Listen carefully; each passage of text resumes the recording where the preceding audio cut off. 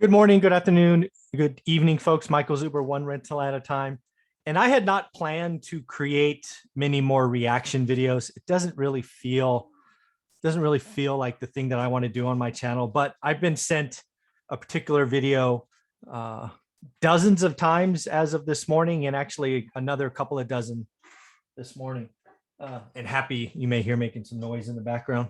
Sorry about that. But anyways, I think I'm going to watch this one. We're going to watch it together. Apparently, this video calls into question. Oh, what'd you find? There you go. This is Happy. This is my little puppy making noise down below. Apologize for that. Anyways, this particular video calls into question some of my research into the 50 years of housing. Talks about payments and values and things of that nature. Again, I haven't watched it, but let me show you what this is all about. At least we can get a baseline, and then we will watch the video together in this stream, assuming Happy doesn't flip out. Come on, Happy, let's do this together. So let me share my research first. So again, this is a spreadsheet that I've shared. It's actually in my course. You can go download it. I captured the data from 1970 all the way to 2020, so 50 years of data. Apparently, this video talks about 50 years, so people are telling me I need to watch it. Really, what I want you to highlight is what I was trying to figure out in this video was a couple of things, right? What happens to housing if interest rates go up, a la the 1970s? Next, what happened? Where's wage growth in all of this? Then I wanted to figure out what happens with payments, because I believe housing purchases are made on payments, at least owner occupied. I think investors are different.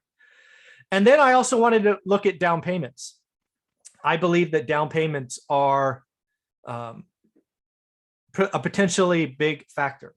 So in order to get this data and do housing price appreciation and calculations, I had to assume a down payment. So I assumed 10%. I thought that would be a nice blended average. Investors, as you know, or you should know, probably are putting north of 20%, 20, 25, 30%. Owner ocs, 5, 10, 20% if they're moving up. But first-time buyers actually average 6%. So again, what I really wanted to highlight here, if we fast forward, is where were we in 2020? Payments were very affordable, right? Payments were affordable. That's interesting because you have payment for a mortgage or rent, and I would argue rents are accelerating, so you got to pay someone. But down payments are becoming a problem, right? Down payments were going up, but they have been historically higher, right? They were higher in 2006, 7, and 8. Down payments were a problem.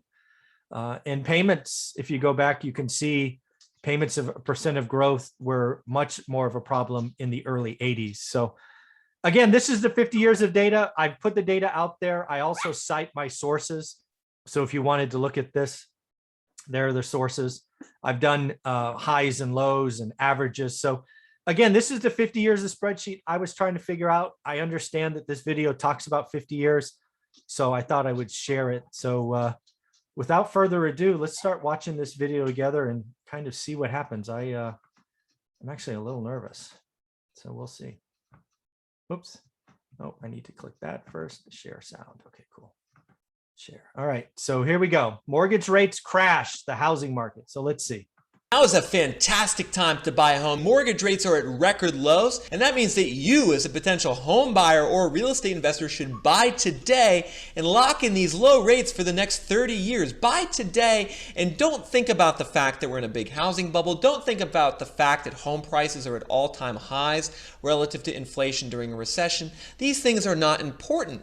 What is important is solely the low mortgage rate and monthly payment, and that means that we're not going to have a housing crash. The housing market will continue growing, and thus you should buy now. And I'm sure that you guys have seen this very incorrect argument perpetrated before by people who are bullish on the housing market. They think that low interest rates somehow mean that home prices can't come down, and in this video I'm going to explain why they are dead wrong.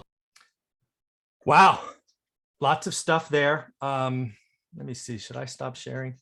So we do this. So, okay. So yeah, he's clearly watched my 50 years video, which is interesting. So thank you for that. A couple of things that hit me right off. First off, one, I don't know what it is. I guess it gets clicks. The housing's either in a bubble or it's crashing. And I guess a couple of things I want to talk about here. First and foremost, I believe I've talked about a housing slowdown on my channel. I've even talked about housing appreciation being front loaded. I think we're going to plateau. I think the 20% appreciation we've seen in many markets is frankly unnatural. I think it would be remarkably unhealthy, not good, if we saw another year of 20% appreciation. So I want to be clear. I'm not calling for home appreciation, at least not monster numbers. I'm not calling for double digits in the next 12 months. I think certainly more 3, 4, 5% would be interesting. I am not calling for a housing crash. In fact, in my 50-year spreadsheet, I show you that housing prices are far more tied to income, not interest rates. For example, interest rates went up 300 basis points in the 70s, while income went up 86% and housing went up 120%. So I am not here trying to say that low interest rates make it a great time to buy. That's not at all what I'm saying. What I'm trying to say is payments are affordable based on income and prices, right? So your payment is affordable, at least as they were in 2020. So don't get it twisted. I'm not calling for a crash or a second year of record appreciation, but let's keep sharing this and see where he goes next. I'm going to give 50 years of data on U.S. mortgage rates and home prices and explain. Now I know why people are thinking he's calling me out. 50 years of data. All right. Okay, Nick, let's see where you go. Why low rates actually are more of an indication of a future housing market crash than they are continued price appreciation. Did I just hear that right? Low rates mean a crash is coming? Wow, that's a new one. This is something that you really need to understand if you're a home buyer or a real estate investor right now. I know a lot of you are feeling the pressure. You're feeling the FOMO. People are saying to you, low rates buy now. I'm saying don't listen to them, and I'm going to give you the data on why that's the case. Let's get into it. First off, let me say some wonderful things about this channel. I think his name's Nick.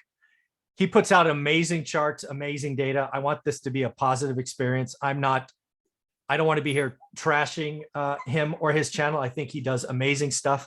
I would just say we're on opposite ends of the spectrum, and getting opinions from folks on both sides is good. So I just want to say on record, I appreciate everything he does. He puts out amazing content. His graphics, his video editing are top notch. So I just want to say those good things before we get into this much further. But yeah, I think people who sent me this link, he is clearly calling me out. So let's see what happens. And so on this graph, we're looking at 50 years of history of the U.S. housing market, both mortgage rates, the yellow line, and the typical home price in America, the blue line. And what's very evident is that in the last 4 to 5 decades, we've been in a trend of declining mortgage rates. You can see that back in early 1981, in the early 80s, that the typical mortgage rate was 18%, which is wild. If you went to buy a home in 1981, you'd be quoted an 18% interest rate. However, that has consistently declined over the last 4 decades, all the way to a low of 2.9% in July 2021. At the same time, So first and foremost, this 40-year run from 1980 to 2020, lowering interest rates, he's absolutely right. I show the same data in my 50-year data. But what he hasn't talked about here, maybe he will in a minute, is interest rates in the 70s, that little yellow part on the left of his screens, went up. So interest rates, again, on his chart start at 7%. And by the end of the 80s, I think they're at 10%, or 70s, excuse me. And notice what happened to housing. Housing still went up in the 70s while rising rates happened. So again, it's very convenient that he talks about the last 40 years, not forgetting the 1970s. So again, interest rates can rise and housing can go up. And again, why? Because wages went up. Wages. A lot of this is about wages, folks. It's not even about payments or interest rates. It's about wages. So let's see if he talks about wages or if he just talks about this. Because again, none of this talks about payment. Again, payments, even though price here, I think on his chart is $299 at an interest rate of 3%, the payment is more affordable today than previous periods. And oh, by the way, you have to live somewhere. Do you think rent is lower today than earlier? So again, you could either rent or own. And again, owning today is more affordable than renting. So let's see where he goes. We've seen home prices increase from $28,000 in 1972 for the typical home. They've increased by more than 10x, all the way up to $300,000 in July 2021. So we definitely have this trend over the last 4 or 5 decades of declining interest rates, increasing. Seen this very incorrect argument perpetrated before. The typical down payment. Okay, 1 sec. I'm sorry. Let's go back. That the typical mortgage rate was 18%, which is wild. If you went to buy a home in 1981, you'd be quoted an 18% interest rate. However, that has consistently declined. So what I'm doing here is I'm going back all the way to a low of 2.9% in July 2021. At the same time, we've seen home prices increase from $28,000 in 1972 for the typical home. They've increased by more than 10x, all the way up to $300,000. What I wanted to do here, folks, and I went back and did that, this is all new to me. So let me stop sharing. I want to go back to my 50-year spreadsheet because he's not talking about wages, right? He's talking about interest rates. I want to know what wages did. So housing went up 10x. So, okay, let's go back to 1970. Hold on, let's see. So wages in 1970 are here. Okay, and again, I'm using family of 4. So $8,700 a year. That's crazy. So let's write that down. 8733. What are they in 2020? So let's forward.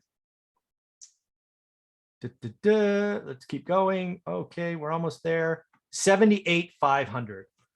So again, so 78,500,000, right? So 78,000. Again, this is family of 4. That's 2 people making about 40K a year, or 20 bucks an hour.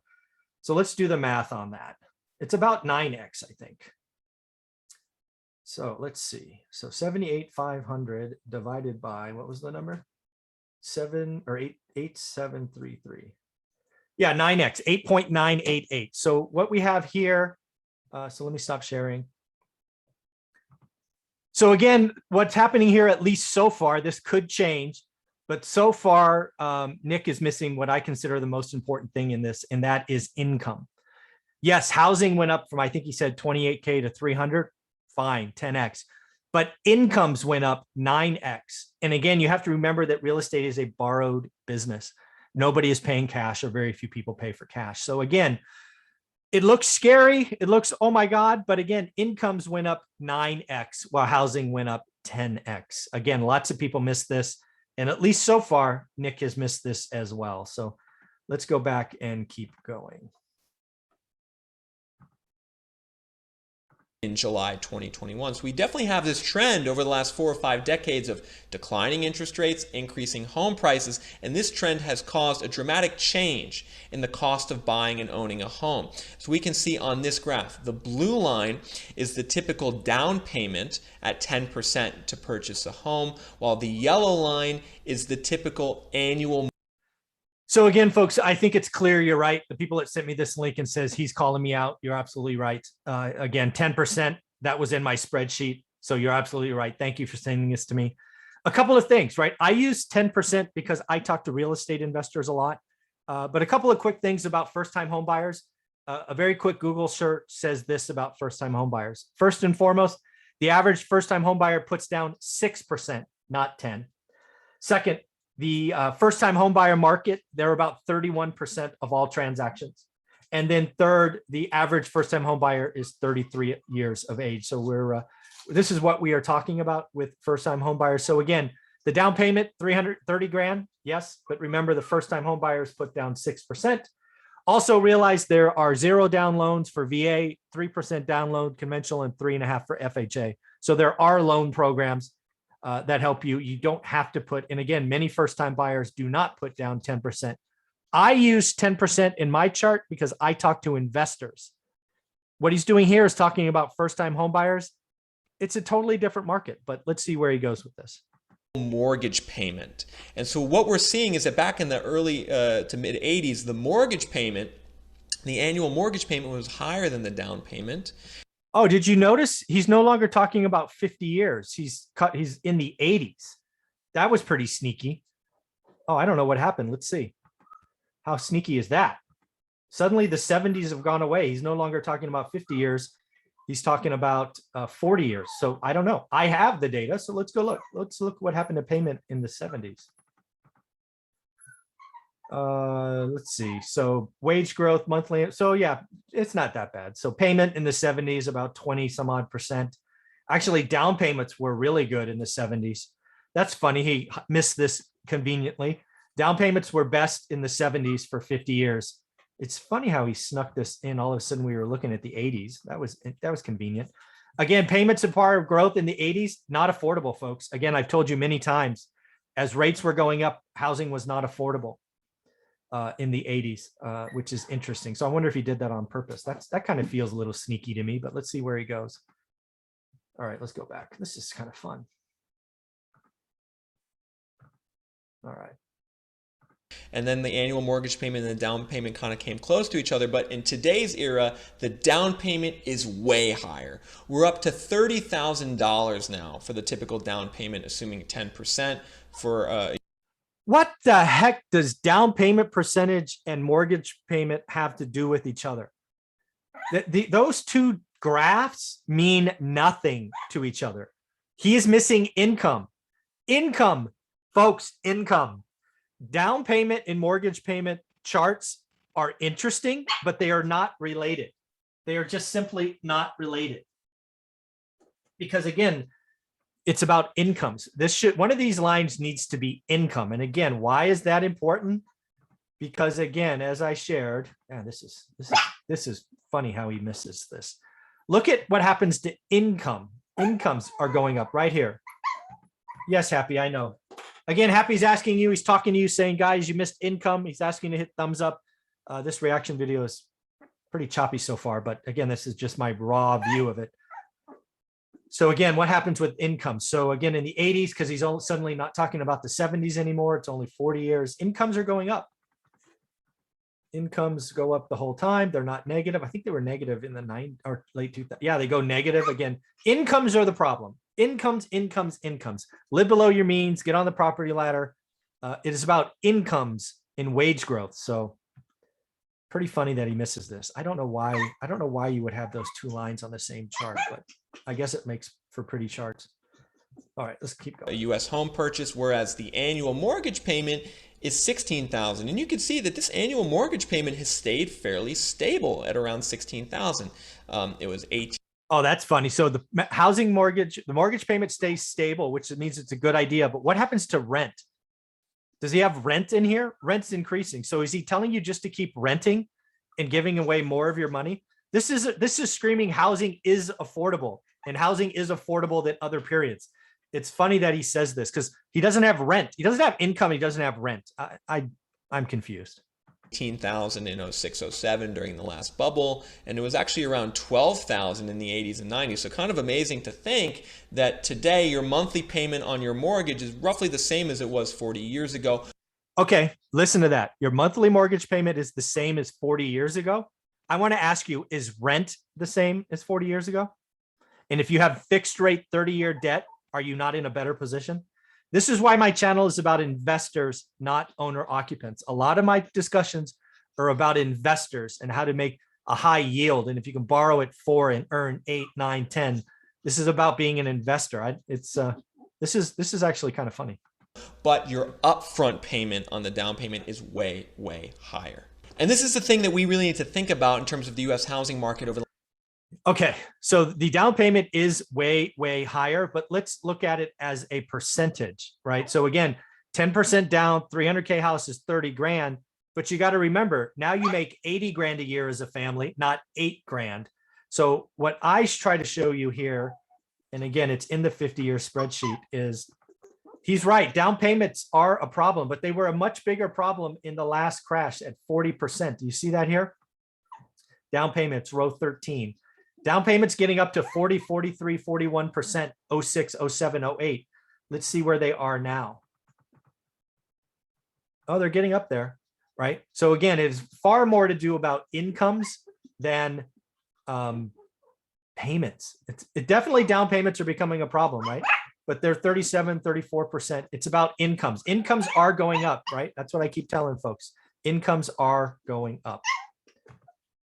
Yes, you're right, Happy. Incomes are going up.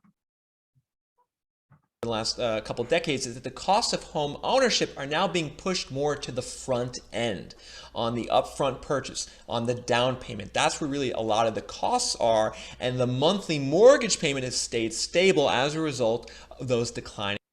I agree with that statement. I think the hardest thing to do today is get on the property ladder, and that means saving for a down payment. Remember that first-time buyers put an average of 6% down. There are plenty of programs for 3.5%, and even a few at 0. If you served in the military, you can get a VA loan. But the payment is fixed. The payment is healthy, especially when you consider income. But I want to ask you, the option is renting. What is he telling you to do? Just keep renting and not get a fixed rate payment? What has your rent done the last couple of months or couple of years? Is it up? Is that what he's telling you? Just keep renting and throwing money away? I think that's what he's telling you. It's kind of interesting. Mortgage rates. And what a lot of the people who are bullish on the housing market today say is that these stable monthly mortgage payments, which actually as a percentage of income are even lower than they used to be, this means he even said it. Your mortgage payments as a percent of income are lower today. And let me get that right. That's a bad thing. That's a bad thing to have a fixed rate debt that's lower than before. I'm confused. That owning a home is affordable, and as a result, we're going to continue to see a stream of people coming into the U.S. housing market, renters turning into first-time home buyers, because after all, why wouldn't you, with such reasonable annual mortgage payments, monthly mortgage payments for owning a home? It's cheap. But where this argument really fundamentally breaks down is in its assumption that it's the monthly payment that matters, that it's the monthly payment which is the gatekeeper that determines whether someone can afford to buy a home or not afford to buy a home. I think I know where he's going. This ought to be interesting. So I think what he's already talked us all into is the payment is okay. The payment is healthy. And as far as I can tell, I think he's saying the payment is cheaper than before. Okay, I get it. Let's see. Can I make the screen bigger? Let's see. Oh, look at that. I can make my screen bigger. I did not know you could do this. All right, here we go. So I think what he's saying is the payment is affordable, especially given rising incomes. Cool. Got it. Also realize that rents are going up, right? Rents are going up.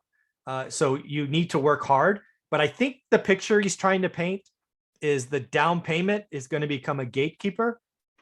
And I think he's going to basically say something like nobody can afford the down payment. It's impossible. Folks, getting on the property ladder has always been hard. Getting on the property ladder when the families made $8,000 a year in the 70s, it was hard in the 80s. It was hard in the 90s. It's always been hard. I think that's where he's going. So let's see. That couldn't be further from the truth. In fact, it's the exact opposite. It is the down payment today. Nailed it. I knew that's where he was going to go. Let's see what he says next. Which is really the hurdle. And it's the hurdle that's causing a lot of renters and first-time home buyers to be completely priced out of the housing market. And to get a sense of what I'm talking about, let's look at some data that comes from the Federal Reserve. And on this graph, we're looking at the amount of money that Americans have saved in their checking and savings accounts over the last 30 years. This comes from the Federal Reserve Survey of Consumer Finances. It's a triannual survey, comes out every 3 years. The most recent data is from Again, I love what Nick puts out on his channel is amazing stuff. He gets a lot of great charts. So again, he's I'm trying. I want to be positive. Again, I think Nick is doing I want to be positive.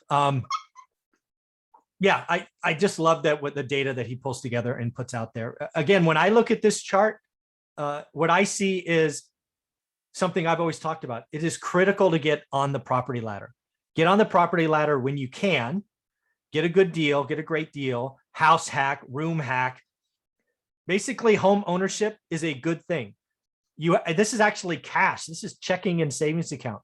It's saying that once you're a homeowner, you are more, more responsible. I think that's unfair. You just have more cash. That's what it's saying. Renters have less cash than homeowners, which that's a pretty shocking difference. So let's see. From 2019, it goes back all the way to 1989. And the blue line is showing the amount of money in bank accounts of homeowners. And we can see that homeowners have done a lot better over the last couple of decades and how much cash they have. They've gone from about $28,000 to $31,000. He doesn't, I don't know if he's going to say this or not, but one of the reasons the homeowners have more cash is their payments are fixed, right? Payments are fixed, folks. Oh, by the way, you can refi, you can do all these other things. Renters are paying more rent So again, as their incomes go up, rents go up. Is he saying that you should all just become renters and join the renter nation? Is that what he's saying? Seems like it at sometimes. On average, in the average homeowner bank account, all the way up to close to $60,000 in 2019. So homeowners doing a lot better in terms of how much cash they have on hand. However, renters, the yellow line, not so much.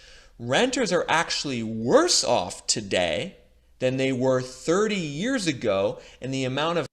That's amazing. And again, I would argue that's likely because rents are going up. Rents are going up. Oh, my light's going out. Everything's going wrong. Anyways, we'll just let that go down. So again, rents are going up, right? I'm here to tell you that if you're a renter, it seems odd that he's recommending you. It seems like you should stay a renter. That's exactly the opposite of what I see here.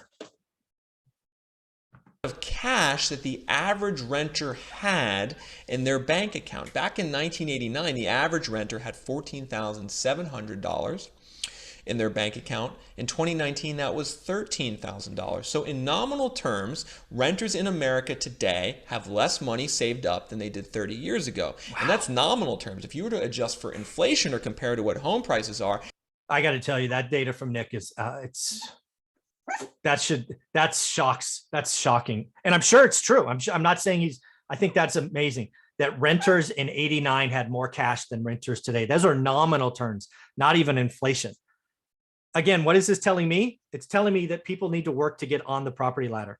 Getting on the property ladder is a way for you to control your monthly expenses. Being on the property ladder is a good thing. I don't know why he's arguing against that. They have way less money saved up than they used to. If you guys are a potential home buyer and real estate investor who's thinking about whether now is the right time to buy, where you should buy, then just make sure to like this video. When you do that, it gets me a bit more exposure on YouTube and actually allows me to put out more of this content for you going forward. So make sure to like the video. Also make sure to leave a comment. I want to hear what your experiences are in the housing market as a buyer, seller, renter, investor. What are you seeing? When you guys comment, it makes these videos better. All right, let's get back to it. The industry's new flagship. We will move the on. The Gulfstream G. Skip ads. This looks even worse when we consider not just the average amount that renters have saved, which is again the yellow line here, but the median amount, which is the green line. The median amount, this is the amount that the middle rent. Yeah, this is an interesting chart, median versus average, when you talk about first-time home buyers and renters. Because when you look at median, you get a lot more section. You get people at the bottom end of the rung, right? Section 8 housing assistance, people that frankly don't pay their rent. It's paid by the federal government. So median, it looks really scary because median is the middle, right? You line up 100, you pick 50. Average is far better where you add them up and divide because again, which renters are more likely to become homeowners? It's not the bottom. It's not even necessarily the middle. It's the people living, the high-end renters, right? The people who have dual incomes, maybe no kids. This is a very scary chart, but it's kind of misleading because there are a large percentage of renters that will always be renters because they're part of Section 8 housing and other things. So scary chart, but not really relevant for this discussion, I don't think. Renter has. So if we had 100 renters, the 50th renter right in the middle, they would have savings of $1,600. That's funny. In 2019. $1,600 in their checkings and savings account, and you can see that this is lower than the $2,000 that the median renter had in 1989. And this is a sign that renters have been left behind economically in America over the last 30 years. By and large, they're living paycheck to paycheck. They have a lot of debt. They're not able to save money, and this. I agree 100%. Renters are in bad space. Renters going forward are going to be in a bad space. It's time to get on the property ladder, house hack, FHA, conventional 3%, 3.5%. I don't know why you wouldn't want to buy a house today. If you can, you lock in your payment for 30 years. If you don't, you're going to have rent increases for 30 years. I don't understand his argument so far. Means that their financial situation today is worse off than it was 30 years ago. And this is a big, big problem for the US housing market because it's these renters who should convert to become first-time home buyers and support the housing market going forward. So I've heard this argument before, right, where renters are the only ones to become first-time home buyers. That's actually not how it works. So first and foremost, when you simply do a quick Google search and you talk about housing market and you ask yourself what percentage of the housing market is first-time home buyers, they're 31% of the market. That means, because what he's trying to paint a picture here is renters can't become homeowners because of down payment. That seems to be what he's trying to say. We'll see where he goes with this. But again, I want you to realize that 69% of the market are not first-time home buyers. Second, about first-time home buyers, they don't put 10% down. They put an average of 6, with many putting 3 and some putting 0. So again, do you want to stay a renter and have less control? I think that's what he's saying, is stay a renter. I don't agree with that. Do not stay a renter. Sacrifice, live below your means, save, get a second job, get on the property ladder, fix that payment for 30 years. I don't know why he would not be saying it. He said it earlier. Payments are lower today than they were 20 years ago as a percent of income. That's a good thing. Save your money, sacrifice. Don't have iPhones. Don't do this. Don't do that. Get your 3% and buy a home. I don't know what he's saying. And again, back to the very beginning, I do not think we are going to have raging growth. Right. That's not what I'm saying. I believe the market is going to be flat because there are plenty of people that want to buy a home. And again, I don't understand what he's trying to say. Stay a renter when rents are going up. I just don't get it. Forward. But yet we can see from that data that these renters and potential future first-time buyers are really struggling financially. They're living paycheck to paycheck. They're not increasing their mortgage rate and monthly payment, and $13,000. So in nominal terms, renters in America today have less money saved. Consider not just the average amount that renters have saved, which is again the yellow line here, but the median amount, which is the green line. The median amount, this is the amount that the middle renter has. And this is a sign that renters have been left behind economically in America over the last 30 years. By and large, they're living paycheck to paycheck. They have a lot of debt. They're not able to save money. And this means that their financial situation today is worse off than it was 30 years ago. And this is a big, big problem for the U.S. housing market because it's these renters who should convert to become first-time home buyers and support the housing market going forward. But yet we can see from that data that these renters and potential future first-time buyers are really struggling financially. They're living paycheck to paycheck, they're not increasing their savings, and they're not even coming close to being able to afford the down payments that are required in today's housing market. And you can see that represented on this graph where we're looking at, in yellow once again, the average amount that a renter has in their bank accounts over the last 30 years, and then the blue line, which is the typical down payment at 10% required for a home. And what we can see is that in the late 80s, early 90s, this yellow line was above the blue line. Again, I want to remind you that the average first-time home buyer puts down 6%, not 10. So that $29,000, what does that become? It becomes 18. So they're pretty close. And again, what's he trying to say? Stay a renter? I don't get it. Savings was higher than the down payment. And that's the sign of a healthy housing market. Okay, let's see this. He's saying the healthy housing market is in 89 through 92. I have no idea. Let's go see. I have 50 years of data. Let's go see. Was housing healthy in 89? Let's go see.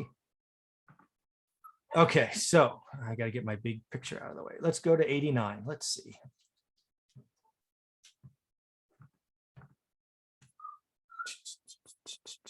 Let's see, 89, almost there. Interesting. I am here to tell you that housing was not particularly healthy in 89. I can't believe he's talking about this. Home ownership was at the lowest rate possible in 89 and 90, 63.9. Housing was not a good investment. Home ownership was low. And he's telling you that it was great. Housing was not great in 89 and 90. It is very interesting that he's saying, oh, look, 89 and 90 is great, where homeownership was extremely low. That's so funny. That's so funny. Incomplete data, incomplete data. Let's go back. Savings is above the down payment. That means that there's a high number of people that at any given time can afford to buy a home. And yet that homeownership means was stable low. home prices. Crazy. Of course, something changed in the late 90s. As I've talked about on this channel multiple times before, the housing market in the US fundamentally changed forever in the late 90s. First time ever where home prices really started going up above levels dictated by the fundamentals. And we can see by 07, the peak of the last bubble, the down payment required was $22,000, yet the typical renter, the average renter, only had $12,000 in their bank account. Obviously not a sustainable situation, because who's going to be able to step in and support demand for homes when the down payments get that high? And of course, home prices crashed, down payments went down.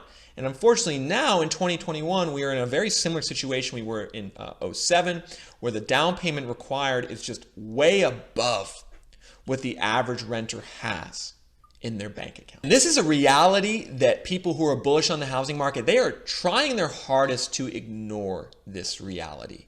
You know, a lot of people who are bullish on the housing market, they have a financial interest in seeing continued home price appreciation. So I've heard this argument before. So let me be clear. I would love a real estate crash. I want to be very clear. I've been doing this 20 years. I don't see one, but I would love one. My financial interest would be much better in a crash. All my debt's fixed, rents are up. I'm not a real estate agent. I'm not selling you anything. I have no financial interest. I'm just looking at what I'm doing with my money. And I'm telling you what I'm doing with my money. A lot of people think that, hey, I'm a real estate agent. I'm not. I'm not. I don't know what these guys are talking about. I have no financial interest. And again, as someone who invested and bought the bottom, I would love to see it again because I would profit a lot. Whether they work for a company like Zillow or whether they're a realtor or a local investor, they all have financial interest in seeing continued appreciation. So a lot of them don't allow themselves to understand the actual realities that renters in America are facing. Renters, the people who need to become home buyers in the future to support the market, they are not even close to being able to afford today's housing market. We don't even need to look at the data for this. Like, it's again, I'm so confused. So he's only talking about renters. Again, first-time home buyers make up 31% of the market. That 31%, they're not all renters. A lot of folks live at home, don't pay rent as they save for the down payment. A lot of kids get money from mom and dad, don't rent. It's not like all renters become homeowners. And again, as I've shared with you before, there are lots of renters that will be renters forever. So again, it's kind of a, he's really hammering on the renter part. And again, what's he trying to tell you? Stay a renter? Rents are going to go up, folks. Rents are going to go up. And I think he's telling you to stay a renter, which is kind of confusing.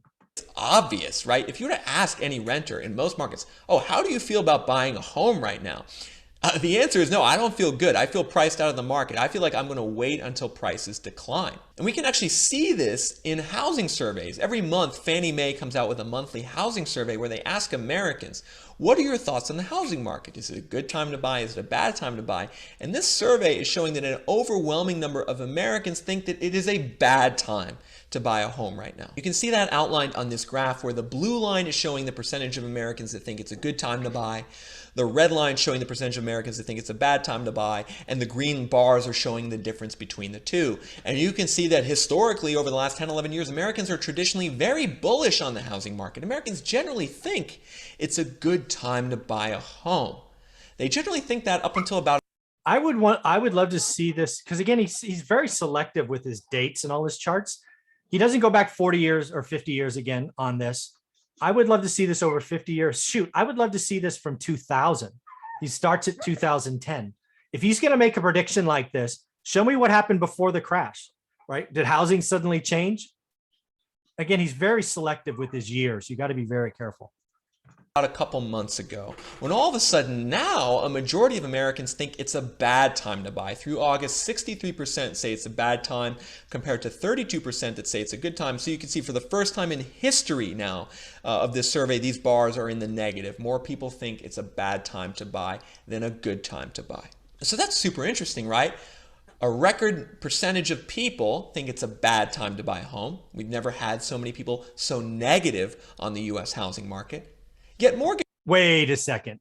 You don't think the housing market was more negative in 08, 09, 10, 11? Really? That's what we're saying? I invested for the last 20 years. Housing was extreme. How do you think we bought houses for land value in 2010? It's because everybody thought housing was bad. I can't believe you just said that this is the first time ever. I can't believe you just said that. Mortgage rates are at record lows. I wonder if that could be an indication as well that mortgage rates are not what drives the bus, are not what matters in the U.S. housing market. He's right. It's not mortgage rates. It's income.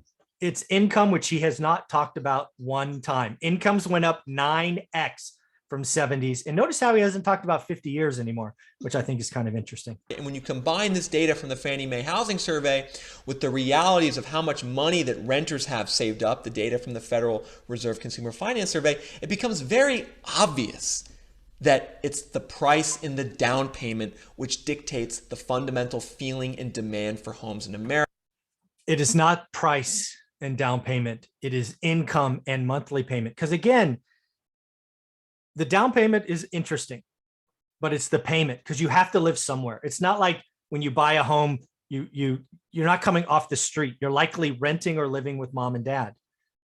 It's the monthly payment and it's income. He hasn't talked about income one time. Income again is up 9x. America, it is not the mortgage rate. It is not the monthly payment. Oh, really? Now, I think some of you might be saying, all right, Nick, I get that, but I'm scratching my head about something, right? Because I'm saying to myself, all right, but if like the traditional renter and first-time buyer isn't stepping into this market right now, like who is? Who's causing home prices to go up so much in America, especially over the last 3 or 4 months? And the answer is pretty simple. It's investors. Ooh. Investors are the ones who are using low mortgage rates as kind of an excuse to enter the housing market at record high prices. And Did he just say that investors are using low rates as an excuse to get into the mortgage market? No, we are seeing the ability to borrow money at sub 4% and earn 8 or 9%, have fixed rate payments for the next 30 years, and rents are going to go up, Nick, which means more cash flow, Nick. Oh, I can't believe you just said that. We've seen a big, massive surge in the amount of investors, both big and small, buying homes over the last 6 months or so. And you can see that represented on this graph, which comes from Redfin. They're tracking the number of homes purchased by investors in America each quarter. And you can see through the second quarter of 2021, we're at an all-time high, 68,000 homes purchased by investors in America. It's never even been close before. And what you can see is this run-up in investor home purchases. Okay, let's put this in context. So let's call that 70,000 just for a round number. 70,000 record, biggest ever. I got it. So let's do some math, okay? So 70,000 times 4, that's for a year, right? So that's 280,000. We are going to do 6 million home transactions. So 6 million, actually it's the other way. So 280,000 divided by 6 million. What is that? That's 4.6%. He's telling you that 4.6% of the market is driving up housing. Really? Really? Really, Nick? Come on. It's very similar to the run-up that occurred in the early to mid-2000s, 02, 03, 04, 05. We had a big spike in investor home purchases in the last housing bubble. And that was one of the things that really... Oh my God, I can't believe we're still talking about this stuff. I invested through this time. I saw tons of investors. What happened in the last run-up that he's talking about is people got bad loans. People got neg am, pick a payment loans. They got 80, 10, 10s, 80% first, 10% second. There were investors getting deals done with 0 down. Loans today are 20, 25, 30% down. There is nothing similar. And investors today are buying cash because we can get a better return on our money, Nick. People that don't know, didn't invest, didn't get loans last time should not talk about the last run-up like it's this run-up. It is so different. It caused the last housing bubble to really get speculative. There's a lot of investors piled in, pushed prices up further when... Yes, I will agree with that. Tons of investors piled in, but they piled in with no equity. There were no down payments. They got teaser loans. People buying today, 25, 30%. You are putting real skin in the game today. And you're getting real cash flow. The lending standards today have nothing to do with the past, Nick.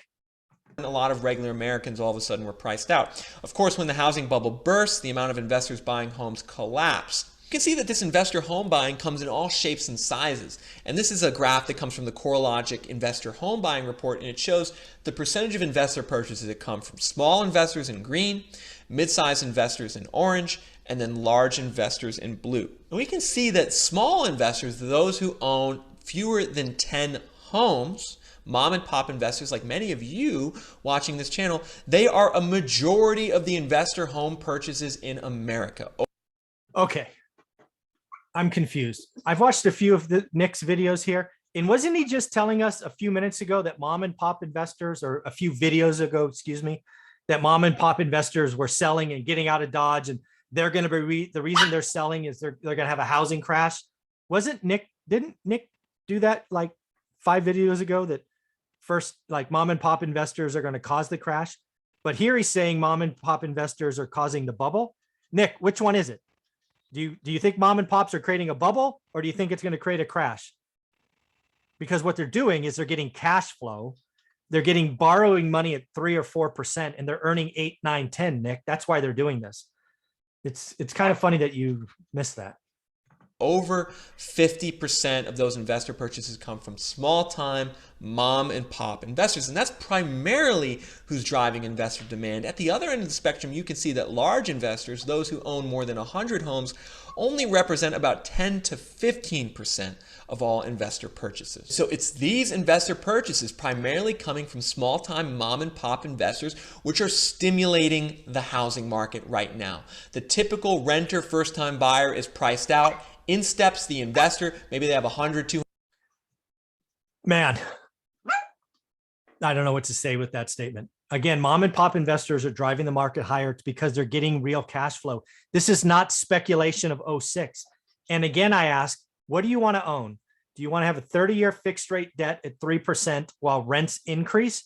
That is a good thing to be an investor. That's what I'm doing. Yes, Nick, I'm buying more homes, getting real cash flow today. And as rents go up, I will even get more. Thank you very much. $200,000, $300,000 in the bank. They want to become a landlord. They snatch up a couple homes. That's what we're seeing predominantly in America's housing market over the last 3 to 6 months. And the problem is this investor demand is not going to end well. Investors do not represent fundamental demand for homes. They are speculative and transient demand. Is he serious? Again, Nick, I invested in the last crash. And yes, 06, 07, real estate investors were speculative. They were trading paper. They were flipping contracts. They were flipping land. Very, very different today. Today, we're putting in real down payments. We're getting real cash on cash returns. We're getting 30-year debt that we never thought possible. And Nick, inflation is up where rents are going up. So my cash flow goes up every year. It's not last time. And I don't know what you mean by it won't end well. It's going to end really well. I'm going to be very excited. Demand. As soon as home prices start to come down, which is exactly what happened in 06, 07, as soon as prices start to come down, many of these investors who were stimulating demand and buying homes are all of a sudden going to start to sell. Nick, that is just wrong. That is what happened last time. Yes, investors, speculators were part of the problem. They got bad debt structures, pick-a-payment loans, and when everything reset, they were upside down. Nick, I call them alligators for a reason, because they're painful. They will eat you alive. That's not what's happening today, Nick. 14% of loans in 06 were pick-a-payment. 50% of loans in 06 were adjustable rate mortgages. 98.1% of loans today are fixed rate. Investors are not stupid. We are buying with fixed rate payments for 30 years while rents increase.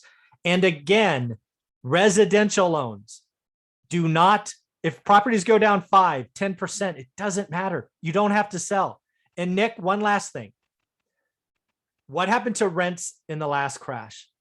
As owner occupants were losing homes, rent went up. Rent went up. So again, my payment doesn't move and rents go up. That's a good thing for an investor. Homes, because they can sell homes very easily. It's an investment. Meanwhile, if it were a first-time buyer, someone who lives in the home, they're not going to sell their home because they need to live there. But an investor, very easy for them to all of a sudden put the home on the market and basically make the housing downturn turn into a housing crash. And that's why low mortgage rates actually... This is such bad logic. I can't, this makes me want to scream into the microphone. I am an investor who owns dozens of houses. They all have 30-year fixed rate debt, cash flowing hundreds of dollars a month each. If the property values go down, I don't care. I don't even look at my financial statement. It doesn't matter. Net worth is a bogus number. It doesn't mean a thing. It's cash flow, it's yield. And again, last time when housing went down, rents went up. I don't know what he's talking about. Can crash the housing market because they increase the amount of speculation and volatility, increase the amount of people who are buying and selling who aren't fundamental end users. And yeah, let me tell you, this is not going to end very well for a lot of people who are piling in at the last minute. And I'm going to finish things off with a quote. And this quote comes from the preeminent academic paper on U.S. housing bubbles done by Carl Case and Robert Shiller in 2004. And back then in 2004, they wrote a paper and they asked the question, is the U.S. housing market in a bubble? They asked that question. They used data to try to understand if it was. And what they found in that paper is that many people were suggesting the U.S. housing market was not in a bubble in 2004 due to low interest rates, low mortgage rates. Let me show you what I'm talking about. All right, guys, so this is the paper, Is There a Bubble in the U.S. Housing Market? Carl Case, Robert Shiller, 2004. This is probably the best thing you could possibly read if you want to learn more about how the U.S. housing market works. I recommend you all read it. I'll have a link in the description. But if we scroll to the bottom of this paper, kind of towards the end, page 43 on the PDF, we see here the last paragraph on this page. It's a very interesting one. I'm going to read it slowly for all of you. Clearly, one can construct an argument that home price increases nationally since 1995 through 2004 have been driven by fundamentals. For more than 40 states, income growth alone explains virtually the entire increase in house price. That's the first time he talked about income growth in this entire thing. And it's not even him. It's a report from Case-Shiller and Robert, whatever his name is, Robert Case and whatever, those two guys. Funny. And here's the key one, falling interest rates have reduced financing costs. No, it's not falling interest rates, Nick. It's incomes. You missed incomes throughout this. Sufficiently to keep the ratio of annual mortgage payments to income from rising. In the vast majority of states, housing is actually more affordable than it was in 1990. Yes, I keep telling folks, housing is more affordable today than before. This is about a 2004 report talking about 03, which we will look at in a minute. Does that argument sound familiar to any of you? Of course it does. These same people obsessing over low interest rates and trying to say that low interest rates and mortgage rates mean home prices can't go down, they existed 20 years ago during the last housing bubble, and they were using the same exact arguments, and they were dead wrong back then. Oh my God, I got it. All right, so let's look at this together. He's saying we were dead wrong. Remember, this is a 2004 report based on 2003 data, okay? This is, wow, I can't believe you just said that. So let's figure this out. So let's stop sharing. Let's share my 50-year spreadsheet. Again, you got to remember, this was a report about 03 data. So let's go to 2003. There we go. So look at that, 2003. Home ownership in 2003 was the highest on record, almost 68.3%. Home appreciation was up 8%. It was payment a part of growth. It was 21%, rather affordable. So again, it was affordable. And then what do you have going forward is, again, Nick doesn't talk about incomes. He misses it entirely. Remember, Case-Shiller report 04 talking about 03. We had 11% wage growth. We had 10% wage growth in 04. And again, what happened? Wages went down. Wages actually go negative. Nick fails to talk about wages. What, again, folks, this is important. Owner occupants, first-time home buyers, they need incomes to go up so that they can save money for a down payment. This report that Case-Shiller put out and his cohort was in 04 about 03. What happened after their report is incomes fall. And oh, by the way, incomes fall, it makes the down payment unaffordable. It was so unaffordable at 06, 07 down payment that housing fell in 08, 9, and 10. Nick is missing the most important piece of this, which is income. So let's wrap up with him because I think he's got a little bit more left. Oh, I got to move my picture. I'm sorry, Nick. and they're going to be dead wrong again. I wasn't And wrong so, last as time. always, everyone, it's so useful to have historical context and data so you can make a better decision about when you should buy a home, where you should buy a home. And I try to bring you as much data on this channel as I can, 3 videos per week. If you want to see more of it going forward, first make sure you're a subscriber. Amazingly, dead wrong. I'm going to give... Stop. All right. So he's just going to market you and ask you to subscribe and give him money and all of that stuff. So a couple of things. First and foremost, I do think you're right. People that sent me this link, I think he was calling me out 50 years, mortgage rates. He misses the point entirely. I believe he misses the point on first-time home buyers. He clearly misses it on income. He doesn't talk about income until the very end, and that was somebody else's report. And then he seems to be mixing terms. All of a sudden, investors of 06, those were speculators. They were getting bad debt, and then they sold when they were underwater. Today, we're putting real money in the game. I haven't done a home purchase with less than 30% down, and it doesn't matter what the home costs. My loan payment doesn't change. And also, it is very clear that getting on the property ladder is important. You got to sacrifice 3% down, 3.5% down. The average first-time buyer puts 6% down. So, Nick, you put out great charts. I love what you're doing. I think this video is entirely wrong. That's my take. So, again, lots of data in there, kind of skewed around. I believe the takeaways from this video is renters, you should get on the property ladder. As those early charts said, you have more cash, which I think is funny. And 2, what are you supposed to do? I think Nick is telling you to stay a renter. I don't know why Nick would say that. Payments today are lower than rent, and they're only going to go further as long as rates stay low. Is that the argument, Nick? You want people to stay renters? Okay. And also, it seems to be very confusing. It seems like earlier videos where mom and pop investors are selling and getting out of Dodge and going to cause a crash. Now Nick is saying mom and pop investors are causing the bubble. I don't get it. Which is it? Are they causing the crash or creating the bubble? I'm confused. And then lastly, there's no investors that I know today that are buying for cash flow that are going to sell. Rents are going to go up. So that's my feedback about the video.